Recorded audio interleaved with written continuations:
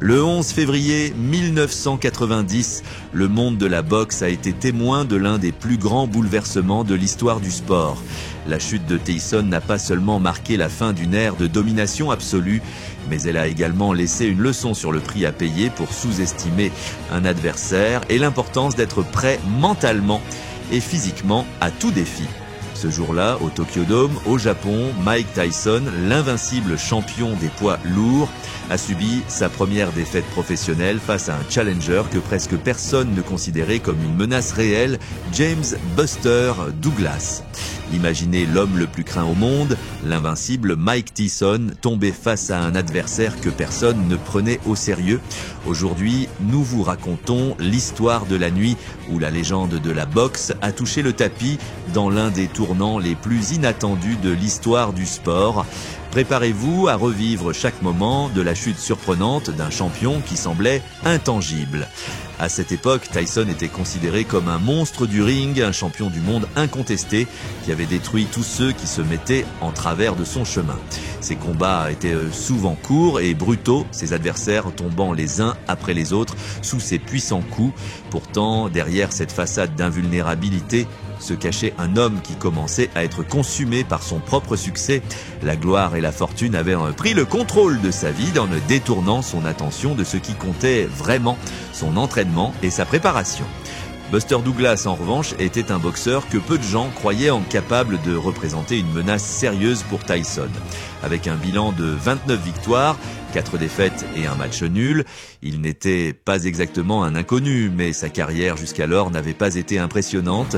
Il avait perdu des combats clés et, bien qu'il ait accumulé quelques victoires notables au cours des dernières années, son classement le plaçait comme un prétendant de second rang par rapport aux géants de la division.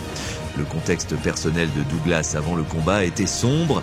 Sa mère était décédée d'une attaque cérébrale peu de temps avant le combat et sa femme avait été diagnostiquée avec une tumeur maligne.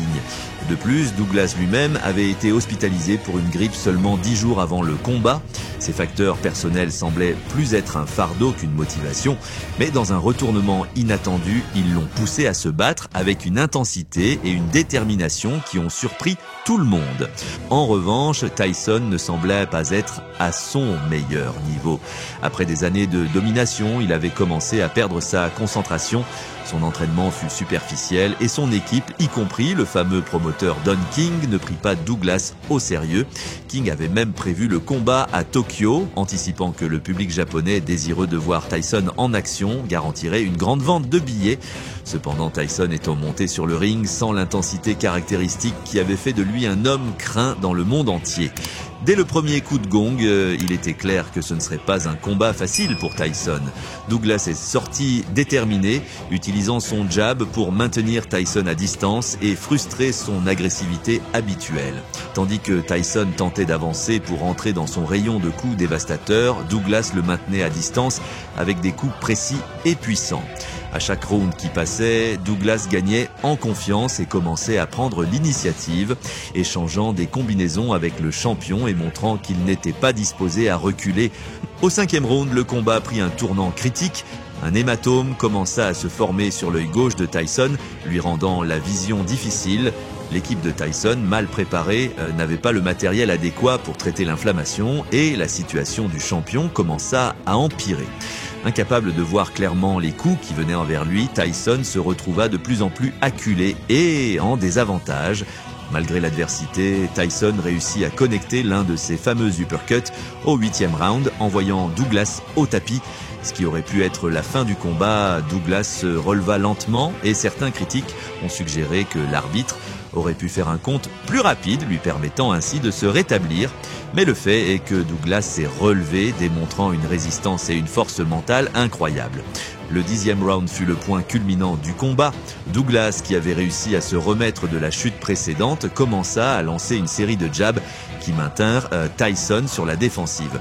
Soudainement, il lança un uppercut parfait qui secoua Tyson jusqu'à son noyau.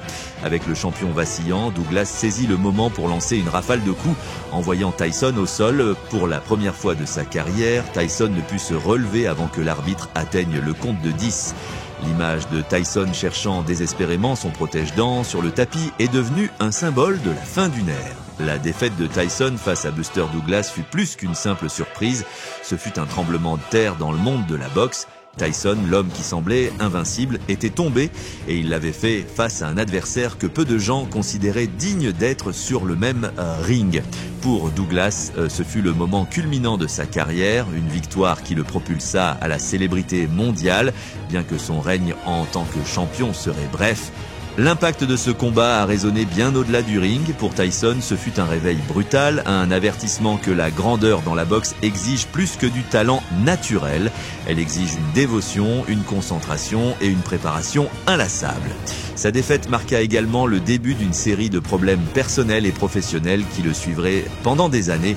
Le combat entre Mike Tyson et James Buster Douglas restait, à ce jour, l'un des exemples les plus clairs de l'imprévisibilité et de l'excitation qui définissent la boxe et le sport en général.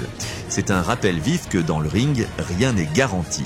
Les trajectoires, les compétences et même la renommée peuvent ne pas suffire lorsqu'un adversaire est motivé par une volonté inébranlable de gagner.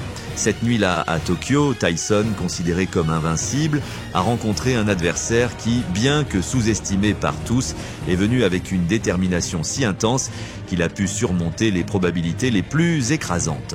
La surprise de cette nuit n'a pas seulement laissé le monde de la boxe stupéfait, mais elle a également mis en lumière la dure réalité que, dans le sport, la motivation et la préparation mentale peuvent être aussi puissantes que le talent physique. En analysant rétrospectivement le combat entre Tyson et Douglas, on peut apprécier comment cet événement n'a pas seulement changé radicalement les carrières des deux boxeurs, mais a également transformé la perception publique du sport. Jusqu'à cette nuit, Mike Tyson était vu comme une force imparable, un homme dont la simple présence dans le ring garantissait une victoire rapide et décisive. Cependant, la défaite de Tyson révéla une vulnérabilité que personne n'attendait, démystifiant l'idée d'invincibilité dans la boxe. Pour les fans et les experts, ce combat marqua un tournant. Ils réalisèrent que même les plus craints et respectés sont susceptibles de perdre. Ce combat n'a pas seulement fait tomber l'idée que Tyson était invulnérable, mais a également ouvert la porte à une nouvelle ère dans la catégorie des poids lourds, une où la domination absolue n'était plus acquise. Ce fut un moment de réflexion pour la communauté de la boxe, obligeant chacun à reconsidérer ce que cela signifie vraiment d'être un champion. Pour beaucoup, la défaite de Tyson aux mains de Buster Douglas fut plus qu'un simple résultat inattendu. Ce fut une leçon d'humilité. Non seulement Tyson, mais tout son entourage, y compris ses entraîneurs et ses partisans, apprirent que la préparation physique, bien que vitale, n'est pas suffisante si elle n'est pas complétée par un mental fort et concentré. La préparation mentale et l'attitude avec laquelle un athlète affronte ses défis sont aussi importantes, sinon plus, que la dextérité physique. Tyson, qui jusqu'à ce moment-là avait navigué dans sa carrière avec une confiance inébranlable et une série de victoires impressionnantes, découvrit douloureusement que même les plus grands peuvent tomber lorsqu'ils ne sont pas pleinement préparés, tant physiquement qu'émotionnellement, au défi qui les attend. D'un autre côté, pour Buster Douglas, la nuit du 11 février 1990 fut le point culminant de sa carrière, un moment où il a dépassé toutes les attentes et s'est gravé à jamais dans les annales de l'histoire de la boxe. Douglas, un boxeur qui jusque-là avait été considéré comme un prétendant parmi tant d'autres sans grande probabilité de succès, est devenu l'homme qui a fait l'impensable, faire tomber le géant Mike Tyson. Sa victoire ne fut pas seulement un accomplissement personnel monumental, mais elle a également inspiré une génération de boxeurs et d'athlètes en général, montrant qu'avec une détermination et une préparation suffisante, tout est possible. L'histoire de Buster Douglas est devenue une histoire de dépassement et de triomphe contre toute attente, résonnant non seulement dans le monde du sport, mais aussi dans la culture populaire comme un exemple de la capacité humaine à atteindre l'impossible. L'impact de ce combat va au-delà du sport lui-même. C'est une pièce maîtresse de l'histoire de la boxe, rappelée non seulement pour la surprise qu'elle a représentée, mais aussi pour les leçons qu'elle a laissées. La chute de Tyson est un rappel constant que dans le sport, comme dans la vie, le succès n'est jamais garanti. Peu importe la force, le talent ou la préparation, il existe toujours la possibilité que les circonstances changent et que les probabilités se retournent. Ce combat reste un témoignage du fait que, peu importe à quelle hauteur vous êtes arrivé, vous devez toujours être prêt pour la prochaine bataille. Et pour Tyson, cette leçon fut particulièrement amère car sa défaite marqua le début d'une phase beaucoup plus tumultueuse de sa carrière, tant à l'intérieur qu'à l'extérieur du ring. De plus, la surprise de cette nuit à Tokyo n'a pas seulement changé la narration autour de Tyson, mais a également revitalisé l'intérêt du public pour la boxe. Soudainement, les combats de poids lourds sont redevenus imprévisibles et excitants. La possibilité que n'importe quoi puisse arriver dans le ring a attiré de nouveaux fans et ravivé la passion des supporters de toujours. La défaite de Tyson a rappelé à tous que la boxe, dans son essence, est un sport où la force mentale et la stratégie peuvent changer le cours d'un combat à tout moment. Tyson, qui avait dominé le sport avec une férocité sans égale, s'est soudainement retrouvé dans une position inconnue, celle de l'incertitude, où chaque prochain combat représentait une nouvelle épreuve, non seulement de son habileté, mais aussi de sa capacité à se remettre d'une défaite humiliante. Ces combats, par conséquent, n'est pas seulement rappelé comme une surprise, mais comme un moment où les dynamiques de la boxe ont changé radicalement. La domination de Tyson Fury remise en question et, avec elle, l'aura d'invincibilité qui l'entourait commença à se désintégrer. Mais au-delà de la surprise et des leçons apprises, le combat entre Tyson et Douglas reste une puissante narration sur la fragilité du succès.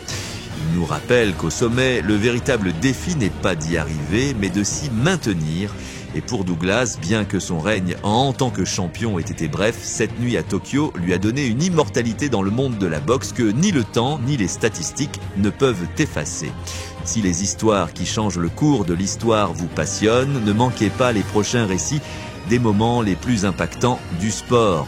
Abonnez-vous maintenant et rejoignez-nous pour découvrir plus de légendes, de chutes et de rédemptions dans le monde de la boxe et au-delà. Nous nous voyons dans la prochaine vidéo.